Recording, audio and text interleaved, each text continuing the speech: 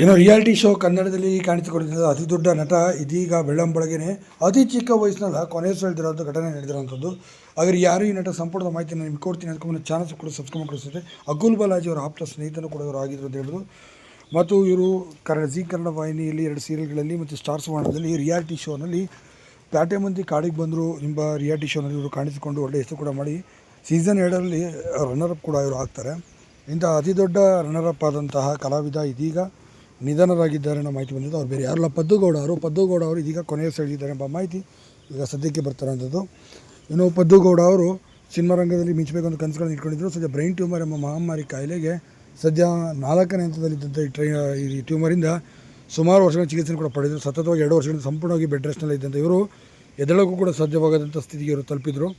ಪದ್ದುಗೌಡ ಅವರು ಹೀಗಾಗಿ ಸದ್ಯ ಇಂದು ಬೆಳಗ್ಗೆ ಕೊನೆಯುಸಿರೆಳೆದಿದ್ದಾರೆ ಎಂಬ ಮಾಹಿತಿ ಬರ್ತಿರೋಂಥದ್ದು. ಸದ್ಯ ಅವ್ರ ಪತ್ನಿ ಮತ್ತು ಮಗಳು ಇಬ್ಬರು ಕೂಡ ತುಂಬಾ ಕಣ್ಣೀರು ಹಾಕಿದ್ದಾರೆ. ಅತಿ ಚಿಕ್ಕ ವಯಸ್ಸಿನ ಕೇವಲ 43ನೇ ವಯಸ್ಸಿನಲ್ಲೇ ಈ ಮಹಾಮಾರಿ ಕಾಯಿಲೆಗೆ ಬಲಿಯಾಗಿದ್ದಾರೆ ಪದ್ದುಗೌಡ ಅವರು ಅಂತ ಹೇಳ್ಬೋದು.